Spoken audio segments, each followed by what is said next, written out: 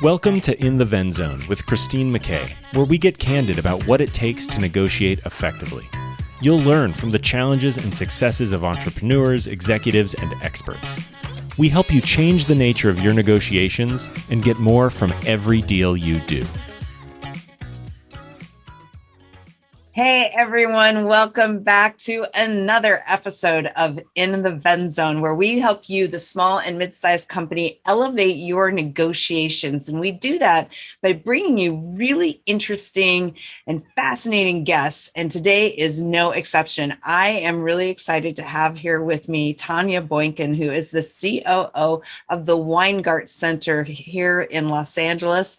And she has been in that role since 2016, but she has over 30 years or almost 30 years of experience working in various nonprofit organizations throughout the Los Angeles area. She has done an incredible amount of work with the homeless here in the Skid Row area and is just passionate about figuring out how to address that issue. And we were talking a while ago, and I was telling her about my episode with Carla Silva. If you haven't seen that episode, check that out. And Carla she does real estate, and she was talking about the invisible negotiator and kind of at the table and kind of the community, how the community that they're building in actually drives a lot of what happens at the negotiation table. And I had shared a little bit of that with Tonja, and she just lit up like a Christmas tree, talking about how negotiating with the community for the work that she does is one of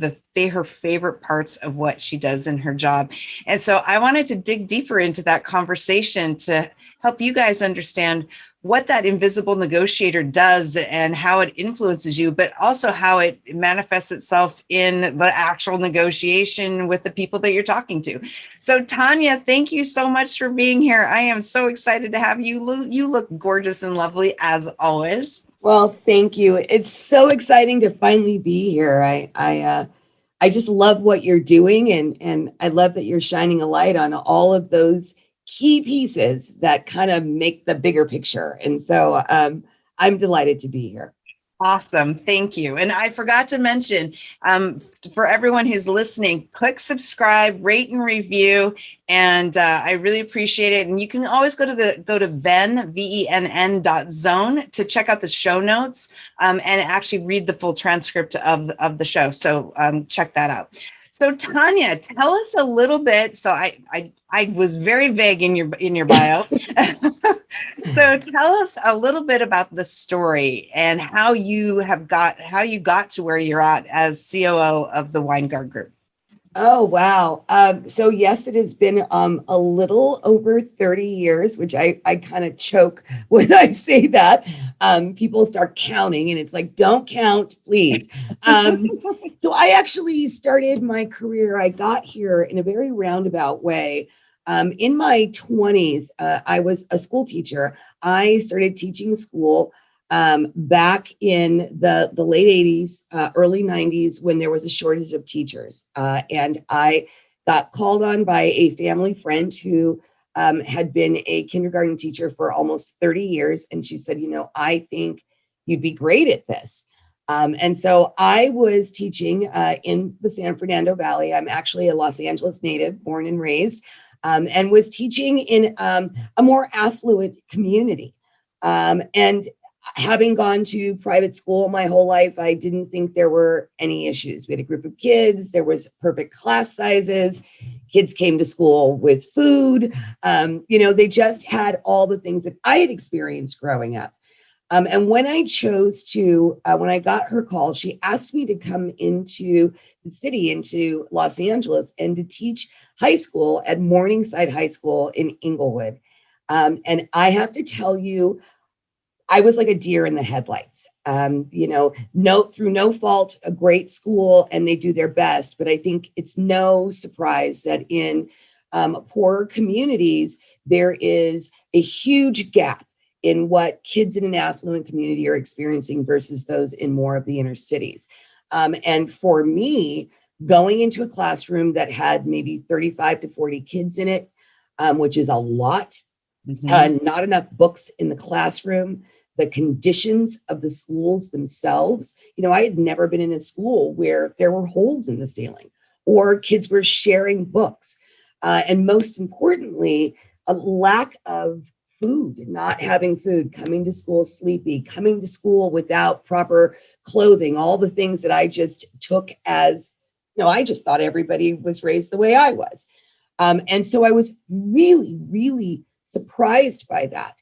And I was there to teach 11th grade English and found out that a lot of my students really were not able to read well. And so I kind of I literally took Jack and the Beanstalk as a story for 11th graders. It may sound crazy, but I went to Pacific Oaks College in Pasadena, and I'm a whole language teacher. So I broke the book apart. We did science, studying beans in a window. We did math, counting them. We told stories. We had kids, drawing themselves. Anything to engage them, understanding that people learn and listen in very different ways. And while I was doing that, unbeknownst to me, a scout for the mayor's office was in my classroom during this open house night. And I got a call a couple of days later from the mayor's office. At this time, the mayor was Richard Reardon. And they said to me they were starting a program called LA's Best After School Enrichment, which was a partnership between the LA School District and the mayor's office to supplement the regular day schedule in disproportionate communities with programs, science, math, you name it. And would I like to interview for this position to go to schools all over the city and create programs? And I got the job, which was really exciting, and had the opportunity to be in communities I had quite frankly never been in before. Going to Watts, going to parts of South LA, going into the Boyle Heights area. And what struck me, everywhere I went, I would need to go in and I'd have to listen to the teachers and what their needs were. And they were really not interested in having, a novice come in and do stuff in their classrooms. I get it. And then talk to parents and kids and find out what they most needed, and then go back to my little desk and create programs. So I think my first set of negotiating skills really came from listening to people, sometimes often not very nice about it, angry, not angry with me, but angry with the system, angry with what was happening in their communities, and try to build something out of it. And so I think that was the first time I really understood the power of listening to people in the community and taking their ideas, because they're the ones who live there, and building something that had buy-in, support, and would live over time. While I was doing that, I did that for a couple of years. I'm pleased to say I opened the first site, and they opened 19 more sites while I was there. They are still all over the city, which makes me really happy when I see an LA's Best after school program banner. It's really proud. But then I started to notice that one of the things I saw in all of the communities I went into was there was a lack of quality, affordable, or permanent supportive housing, and the impact that that has on everyday life. If you do not have a decent roof over your head and you're a student, you do not get a good night's sleep. You are not getting access to good food. You are not getting all the things that we know kids need, and people in general, to thrive. If your mom or dad has to get on a bus and go 10 miles just to go to the grocery store, you're more than likely eating at some convenience shop somewhere and you're not getting what you need. Housing is so critical in communities to giving someone the best start they can have in life. And the reality is, we are not on an equitable, even playing field in neighborhoods and communities. Mm-hmm. So I took that knowledge and went to work for an organization called Mercy Housing, which is national, and literally got to go into communities and not just build housing, but really listen to the people in the community and find out what they needed. Housing is nothing if you don't have the buy-in of the folks who are going to live there, if you don't design programs and services in that housing that they need. So you can't, and I'm sure your previous guest mentioned, you cannot go into a community and plop housing in the middle of it and you wonder why no one's living there, or it gets tagged, or it's derelict. It's because the community hasn't embraced it and supported it. And so, very long story short, some 30 years later, I don't consider myself a housing developer. I don't consider myself a social services person. I am a community builder. I build and create equitable communities. And what we know is when a community has various levels of housing and has various levels of support systems, the entire community thrives. When we just have one wealthy area and we don't have any ladders for people to move up to, then that community actually chokes itself off and dies. I mean, we know that's what happened with the fall of Rome, is that the disparities between the have and the have-nots become so great that there's no middle ground. And in many ways, the last year between the pandemic and racial inequities in multiple ways have highlighted that communities and people are not able to survive. So I consider myself a community developer, which means I spend a lot of time talking to people about what they need and what they want. I love that. I mean, you said a whole lot of things in there. I mean, one of the things, kind of going back to a little bit further in the conversation, you were talking about how, people listen differently. Yes. Right? And that, I talk about listening being a full body activity. I mean, it takes all of your senses.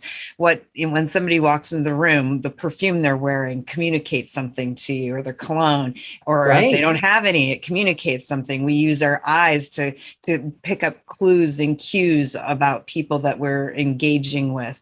And, and when we're communicating, it's just so important to, you don't necessarily give up who you are as a communicator, but you have to meet somebody part way. Gotta meet them in the middle. Yeah, you gotta come out, and now we've got so many people who are like in their corners and trying to stay in their corners. And, how's that serving us? I mean, we see it, right? Yeah, and it doesn't serve anybody well. And when we do that, we're really focused on more kind of a scarcity component. It's like, it's just all about me instead of creating something that's focused on abundance. But I really love this dialogue around kind of the community and you as a community builder. And I've known you now for almost 10 years. Yes. I can't believe Great that. Friendship. Yes. Yeah. And I've seen your evolution over this past almost decade, and it's just amazing to watch you, just really having grown even further into yourself, because Tonja is a dynamo, and she's just incredible at what she does.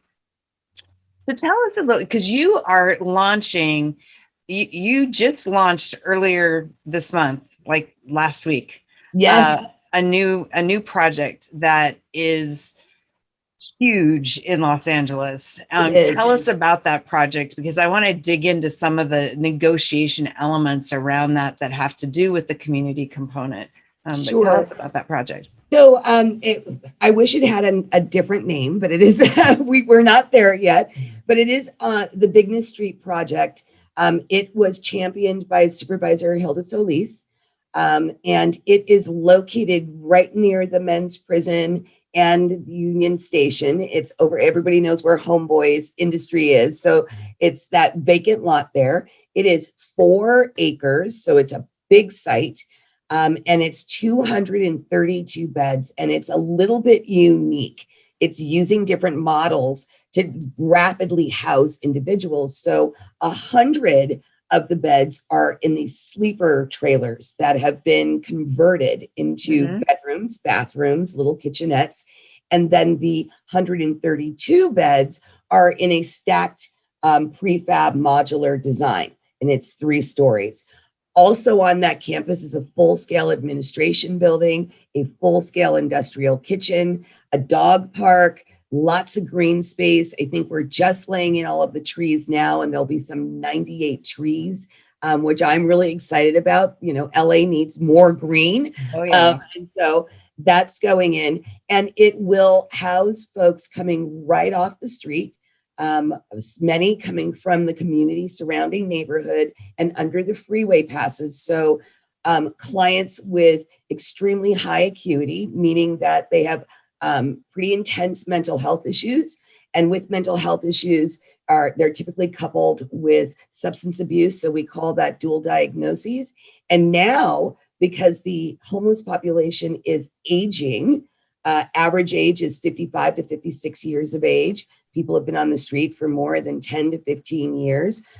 There is a physical component to that. And as someone who is in her 50s, I get it and could not imagine what happens to the body when it's on the street. So now we're calling it trimorbid. So they've got 3 health factors: mental, physical, and substance abuse issues.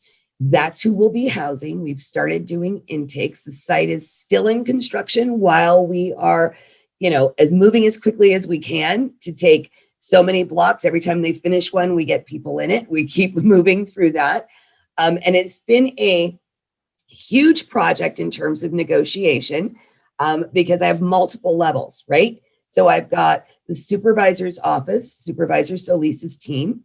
I have the county CEO's office that I need to negotiate with. I have the Council District 14, which is Kevin De Leon.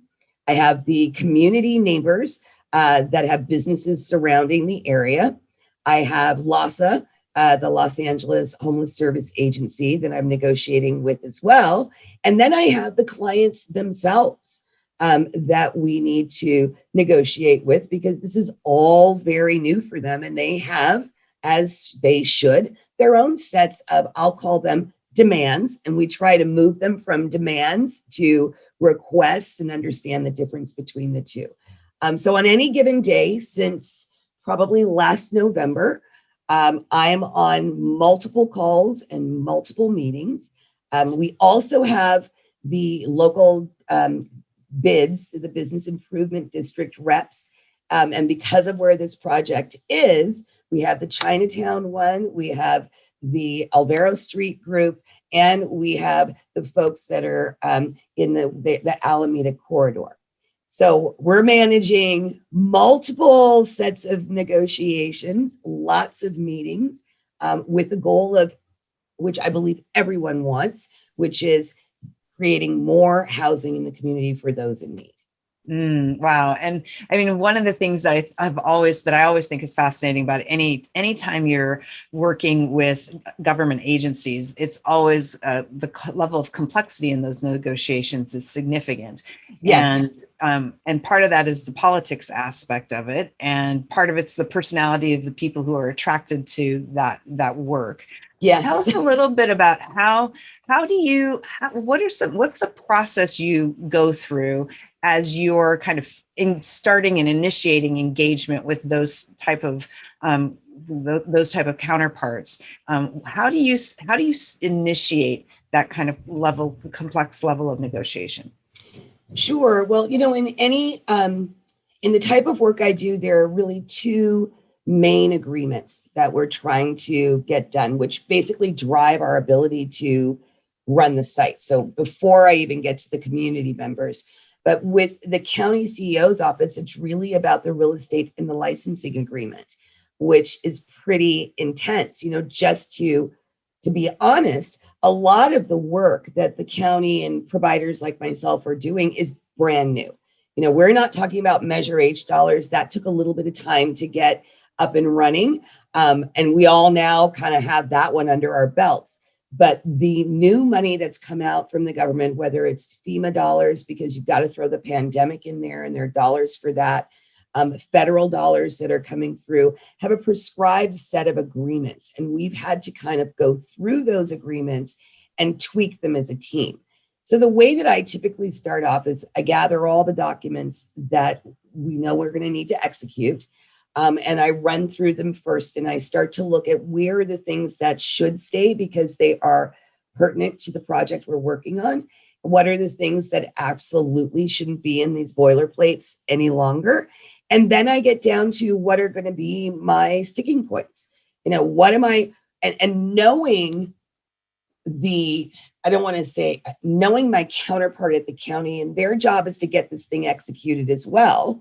And they've got their list of things that they're not going to move on. It's really about me getting to know and building a relationship with those individuals early on, so that I can get them to tell me what are going to be the things rather subtly that we may do battle on. So in the beginning, I'm really just trying to, I don't want to say opponent, but I'm a boxer, as you know, so I'm sizing up, my opponent here. What are the things that we know we're going to agree on? Let's not spend time on that. Let's get to know each other so I understand their style of negotiation, and hopefully they give me up a little bit about what may be a sticking point. I do that by usually, when we're not in a pandemic, going out for drinks or cocktails, meeting at the site, and just walking it together so that I both get them to see that I'm a real person. Later it's going to get tough. It happens in every negotiation. It helps if you start with a solid foundation of trust, and you got to build that quickly. So, whether it's grabbing a drink downtown, if they're located downtown, or saying, let's grab a quick lunch. In the pandemic, I've done Zoom lunches where it's like, I'll order you salad and have it sent to your office, and let's just talk. Like, what do you think this project's going to be like? We're going to be thrilled when it opens. And, who's going to get the coveted role of cutting the red ribbon? Those kinds of, they seem silly, but they help me build a rapport with the individual that I'm talking to. And when you're working with the county, it's a huge agency, right? So I may not be working with the person who is the final decision maker. So I want to get comfortable with who that individual is, because at some point, it never fails, I'm going to need to go over their head. I'm either going to need to go over their head with permission, if we built a good relationship, or right away, I know it's going to be a battle, and I'm already teeing up, talking to their boss above them, not to backdoor them, but just knowing that this is tough stuff. You've got lives on the line. Their goal is to make sure that it's a safe and secure site before they turn it over. And I've got to look at operating it on a day-to-day basis. And sometimes the two conflict. So starting with a good foundation of getting to know them. I've always had good luck with the fact that they'll give up things like, I'll say, well, something silly. How do you feel about the signage? Where's the signage going to go on this building? And you'd be surprised. People will say, oh no, it has to be here. It can't have anybody else's name. It can't say anything else. Well, I never say anything, but I know that's not going to work for me. So that's a little check. I highlight that in the area. Or, they'll put something in the document that says you're going to pay rent. Well, we're not paying any rent. So why is that in there? Is there a reason for that? I do a little bit of digging. Probably about the third meeting, I start to bullet out my things that I see as a sticking point, and I still do it very casually. Here's the stuff that I think might be a red flag for my boss. What do you think? Should you and I try and hash this out before it goes to the higher ups? I get really good results that way.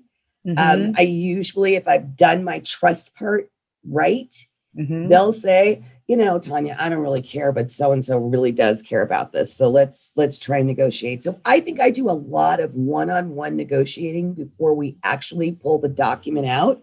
And if I've done it well, then when we get to the document, there are no surprises. We'll both be on the phone and say, oh, here we go. Are you going to move on this point? No, I'm not. Are you going to move on this point? No. What's the middle ground? What would work?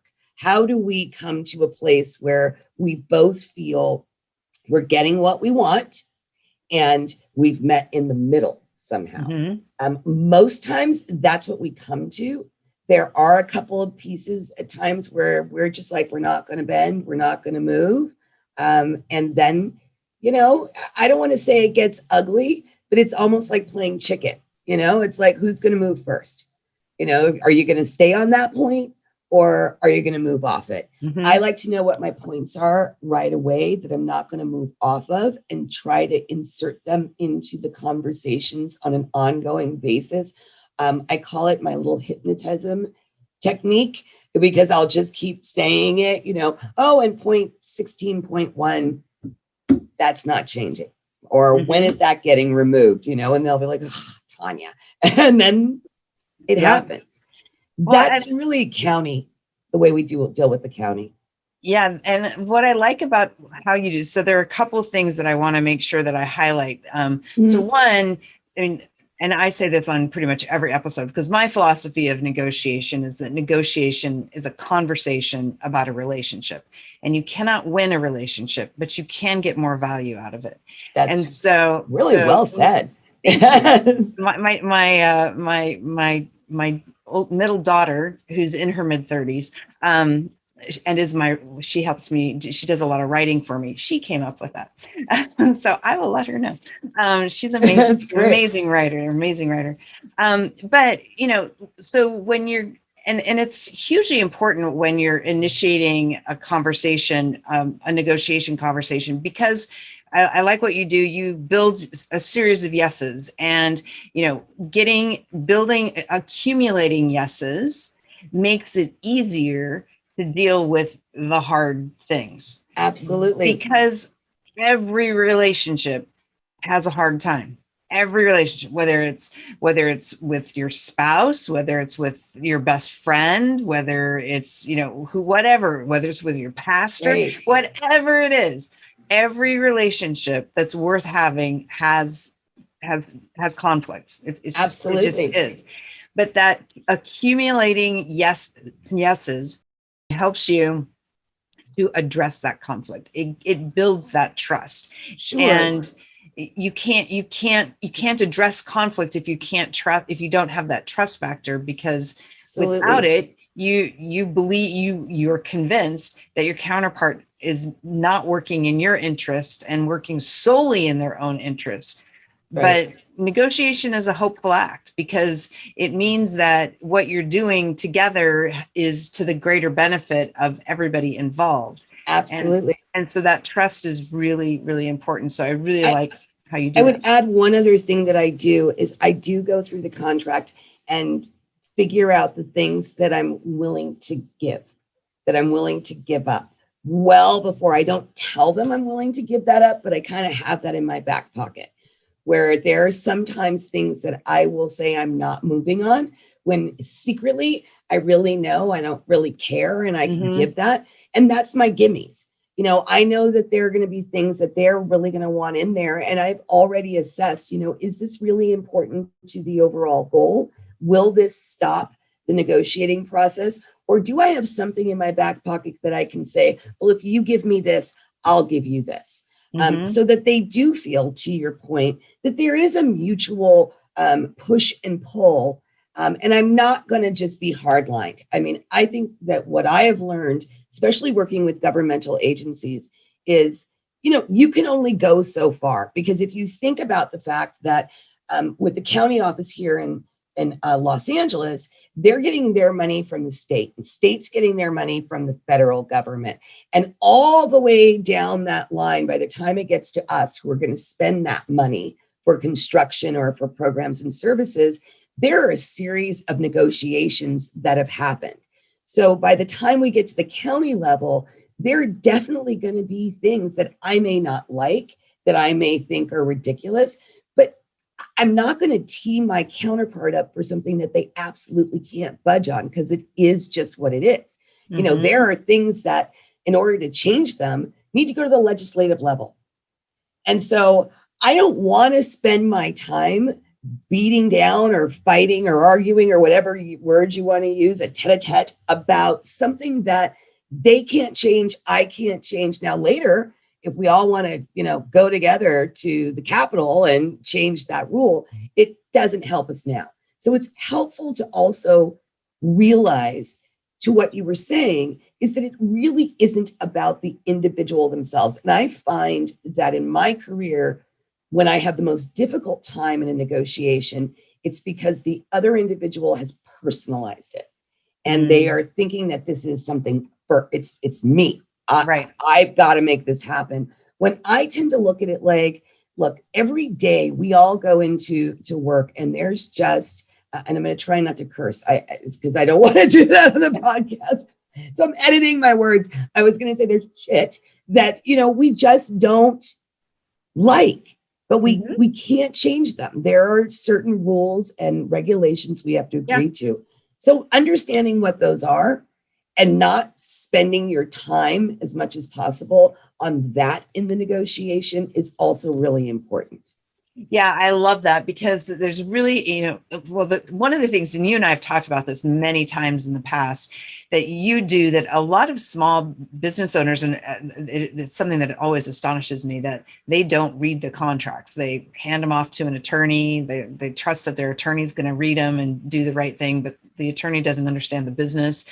In a lot of cases. And so, so you end up signing these agreements, and it's like, you don't even know what the heck's in them. And, or you get, a big company who throws the contract on the table and says, just sign it, we don't negotiate. And then so many smaller businesses go, well, they said they don't negotiate. Well, that's almost universally baloney. So, right. Right. Stronger word, I held back. But, But I mean, so one is the importance of understanding how to read a contract, and to know what the impact of the contract language is on your business, looking at it, assessing the risk of that specific language, and then determining, are there things in here that I can live with?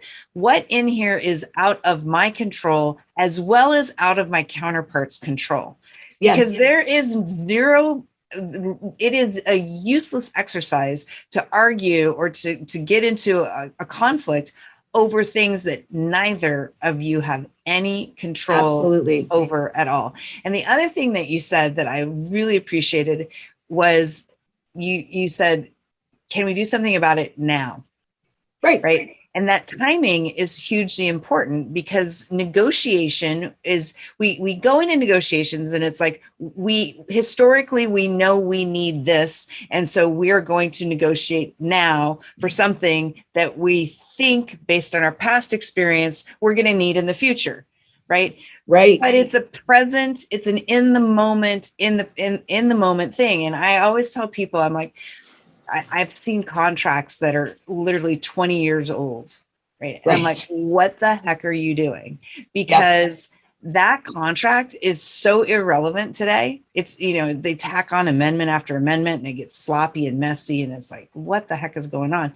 So you've got to keep your contract and your negotiated relationships current. You've got to keep them relevant. Now, that doesn't mean you change them every year, but you should be reevaluating your negotiated and contractual relationships every couple of years to make sure, is this still relevant? And business changes so fast that if your contract's 5 years old and it goes into an automatic renew, it's like, okay, well, what did you do?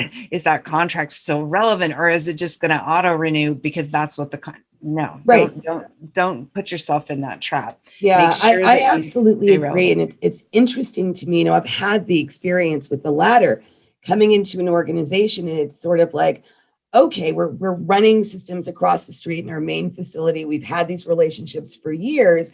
And then there's a change, right? We are subject to funding at the state and federal level. And often the people who created that contract 7 years ago, sometimes 10 years ago, aren't there anymore. The funding stream has changed, and there are different requirements associated with it. And I have, I don't know what the word is. I usually am beating my head up against the wall, because, I've got to go back through the archives and find the original. What was the original intent with this? Because, like you said, I've got Amendment 1, Amendment 2, Amendment 363. And it's like, oh my God, I wish they knew Christine, because then we could have just redone this, because it doesn't make sense anymore. And no one knows why. And, they're usually like, oh, just sign it, just get it done. And because I'm an operational person, I am an implementer. It's probably, I am 90% implement. Let's make it happen. I mean, I feel like my work is done when the project is open, people are on the site. So I'm always looking at the paper from, how does this play out on the ground? Does this make sense? So most of the time people get pushback from me. And I think, my city and governmental counterparts, I'm kind of known for this, is I'm usually the person on the phone saying, that doesn't work. Like, you put this line in here about opening X number of sites in the next 20 days, not going to happen. And when I first, I came back to LA almost 10 years ago, LA is probably the most complicated place to get housing done anywhere, because the city and county are separate, unlike San Francisco or Chicago, where they're together. So you're kind of negotiating with one person. But when I came back, I'm looking at these contracts and I'm like, no, we're not going to be able to open, X number of units every 3 days. And to find out that most of the people on the call, who are all brilliant, smart at what they do, they've never been on the ground actually trying to do it. So the wording in a contract makes perfect sense to them. But then I come along and I'm like, no, it doesn't. It doesn't. It's more like XYZ. And you got to take that out, because at the end of the day, I'm not going to be, I don't want to be responsible or sign a document that says I can do something operationally that I know takes longer. Everything's great on paper till you're dealing with people. And when you're dealing with people, it's all different. So I love this. I was working at a company called Pulse Secure a few years ago, and it was a company that was spun off from Juniper Networks, and none of the and it was bought by a private equity firm, and none of the contracts came with the deal. So we had to negotiate new contracts and put new contracts in place with every customer, hundreds and hundreds of customers. But I remember I was negotiating with a very large telecommunications company, not in the US. And, it's like a 150-page contract. And in one clause in that contract, they said, that we would agree to adhere to the terms or to the processes and procedures laid out in this 150-page operating manual. Oh my gosh. And so I was like, damn it, that means I got to go read this stupid operating manual, right? They had prescribed in there things like, you have to conduct this type of drug testing on every employee, and all of your suppliers and contractors have to do the same. There was like 2 pages of HR related things that were procedural, that were operational things. So I got set a meeting with the head of HR, and I said, what do we do? How do we do background checks? Like, literally, what is our process for doing background checks? Right. Do we do drug testing? Do we do this? Do we do that? Right. And she's like, why are you asking me all these questions? I said, every major enterprise contract has language in it that dictates what we are supposed to be doing operationally when it comes to how we hire, how we onboard, the kind of training we provide, the annual training that we require employees to go to. This is language in a contract, which you've agreed to. Many contracts, right? Right. I'm fine agreeing to these things if we do them. Right. If we don't do them, I'm fine agreeing to them if we understand the cost of implementing these changes and we recover that cost in our price. Right. And she's like, Christine, I've been doing HR. I've been in this role in various ways for over 20 years. Nobody has ever told me that there are operational implications that are HR related in a contract. Yeah. People don't know. Exactly. And they just sign them.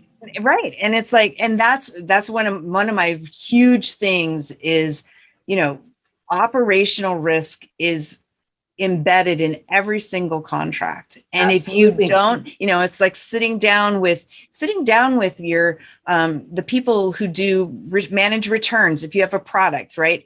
What's your process for doing a return, for processing a return from beginning to end? How do you replace? How do you receive it back? What does that happen in inventory? How does the inventory control process work? How do you ship it back out to them? How fast do you have it? What are the contracts you have with the providers who do your shipping? How does it, who's holding inventory?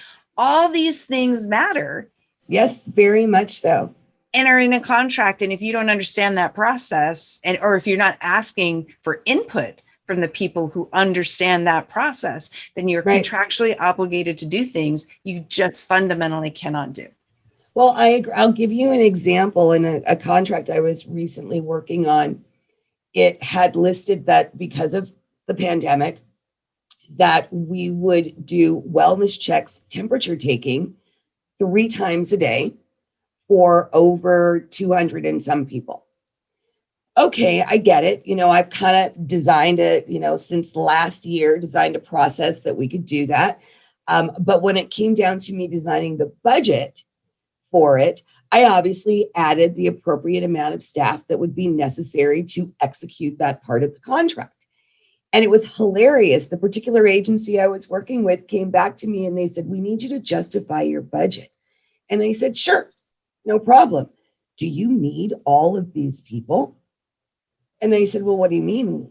Of course I need all those people. I'm not a person who overloads. We're a nonprofit. We're not trying to, gouge dollars from the city or state. And they said, "Well, we just don't understand why you need all those people." And they said, "Did you read the operating agreement that you gave to me in your contract?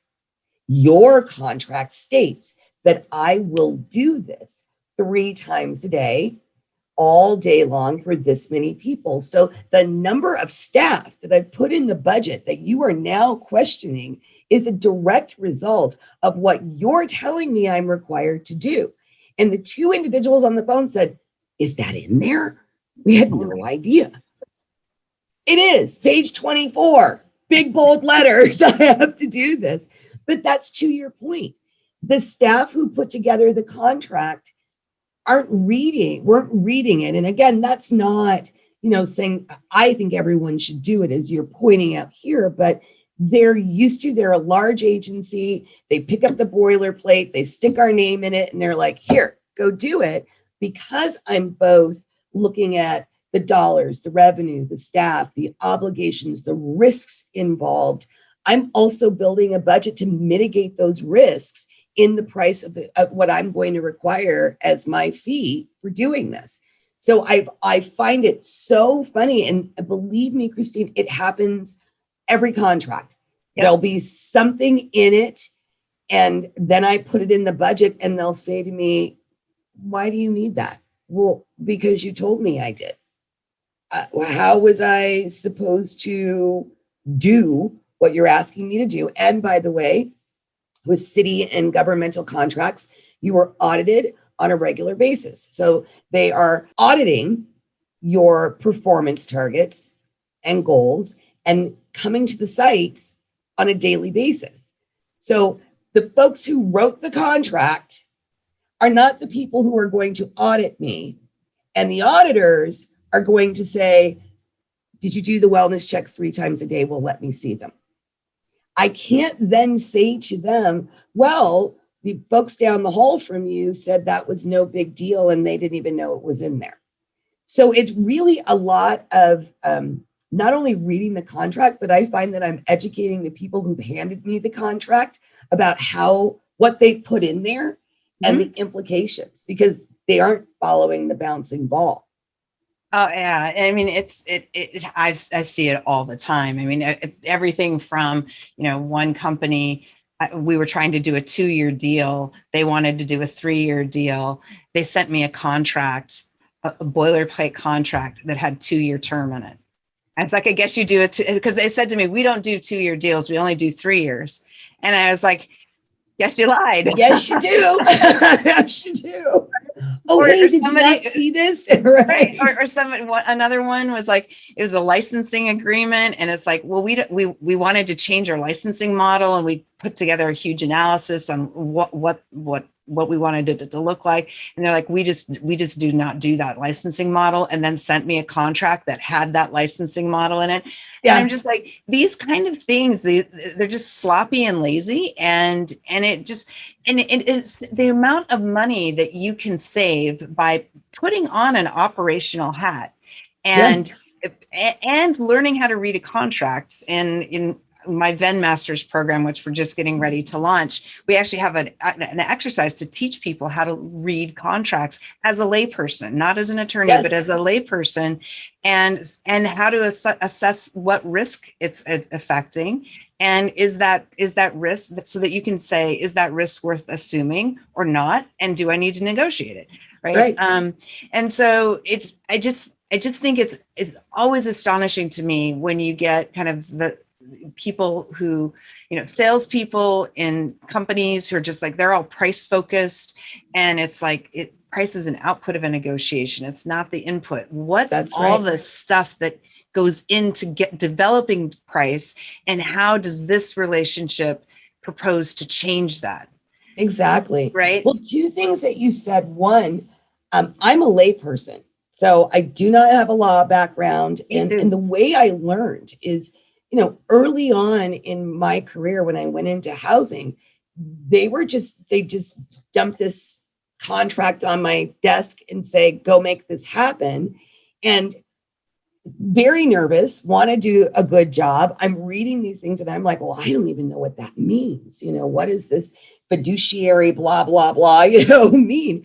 And I was surrounded by really great people who I had the opportunity to pick up the phone and call our counsel. And 95% of the time, our counsel was involved in the actual real estate deal part of it, right? Not the programmatic delivery part of it. And I'd call them and I'd say, well, I've got this paragraph and what does that mean? And I just did it. I got it over time. And in fact, when I was with one of my agencies, one of the counsels said, who also happened to be a board member, said, I had no idea the level of complexity we never talk about this part. We spend all our time in a board meeting talking about the real estate deal and the contracts related to that. You're dealing with really complex stuff. Like she was like, you're asking me these questions, show it to me. And I remember scanning it off to her and her calling me on the phone going, what the heck? Like, this is really serious. So she started to really teach me, okay, this is what this means. You want to look for this, even down to getting the insurance that we have to have, being able to have a conversation with our insurance carriers, especially because the work we do is so complex. There's not just insuring ourselves and the building and the space we're in, but it is sexual harassment, having the right stuff for that, because we're dealing with people, both staff and clients. The liability assessments, what people are wearing when they're on site, if it's a construction site, all of that is so important. And when I've read the contract, then I am really able to have a good conversation with my insurance carrier to explain it to her, because she's trying to make sure she's giving us the right level of coverage. And without a deeper conversation and knowing what's in that contract, we're going to miss something. We're going to be exposed in some way. So one, I would say to anybody who watches this, you absolutely, if you're offering a negotiation class for lay people, they should take it, because mine was just learned over time, because I didn't know you then, or I would have gone to you. And then the second thing is that most people don't know what's in the contracts, including the people who are asking you to execute them. They've just not read them. I've brought things up on a call, and the folks who have handed me the agreement are like, oh, is that in there? Yeah, well, yes, it is. And it's a big red flag. Oh, I got to go ask someone about that, because it's just been the same thing over time. Yeah. And so I thought those 2 points that you made were really, really good, because I see it every day. Yeah, absolutely. So, Tonja, I know we're about out of time. How can people find Weingart? How can they find you? And we're going to put a donation link. I'm really excited about elevating nonprofits on my show. I interviewed another organization yesterday too. And so I just want to make sure that we put donation links. And how can people get involved? So we are the Weingart Center. You can go to weingart.org. It's WEINGART.org. We are not the foundation. We are a separate agency because we get that all the time. But if you go to our website, you will find not only how you can get involved. Right on the front page is a donation link. You can just click the link and you can donate there. We give different levels. Every dollar counts. We do 5 for Fridays. $5 goes a long way, up to, $500,000 if you're feeling really generous. We would love that. Also have great stories of our clients' successes and told in their own voices, which you can see. And then I think one of the things that's most exciting to me is we've got all of our developments. You can see where we're building all over the city, the way we're helping people get housed. I'm really proud of the work that we do here. And you'll find me on that website. I'm super easy. You can call the Weingart Center or you can shoot me an email. And I would love to talk to anybody who wants to hear about homelessness. The one other thing I'll say that's on our website that's unique is when I started with the organization, I put up cameras, live video streams we are in the epicenter of 6th and San Pedro in Los Angeles. And I think homelessness, people can disassociate themselves from it. But if you see it, if you're able to see it, it's a 24-hour live cam and you get to see what life is like. I think it's so compelling. And we've had great results with people really getting to understand the issue because it can affect any of us. And for people who don't know my story, I was homeless when I was 19. And so I really appreciate the work that you are doing. And I was homeless and pregnant. And so it was 6 months of really lots of unpleasantness. So you are one of those people who, shining example. I believe that everyone deserves a fair shot. Everyone deserves a decent roof over their head, and everyone deserves the services and things they need, the tools to be able to move forward. And you are an amazing testimony to that. Thank you. I am really honored to be your friend and so excited for all the work you're doing. Thank you so much. And I just, you're amazing. And I just so appreciate you being in my world and in my life. So okay, we're both going to cry. Yeah, I know. I'm a toughie, but I cry a lot. So not on the show. To everyone who's tuned in today, thank you so much for gifting us your most valuable resource, which is your time. We really, really appreciate it. And like I said at the beginning of the show, you can go to ven.zone. You can check out the show notes. If you do that, there's a free gift waiting for you. So please check that out.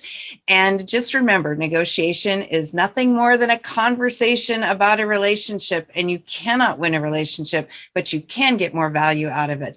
Happy negotiating, and we will see you on the next episode of In the Ven Zone. Thanks, everyone. Have a great day. Thanks, Tonja. Thank you. Thank you for joining us for this episode of In the Ven Zone with Christine McKay. We invite you to visit our website at www.ven.zone to access the show notes and other helpful resources. Empower the negotiator in you and successfully level the playing field. Join us again next time here on In the Ven Zone.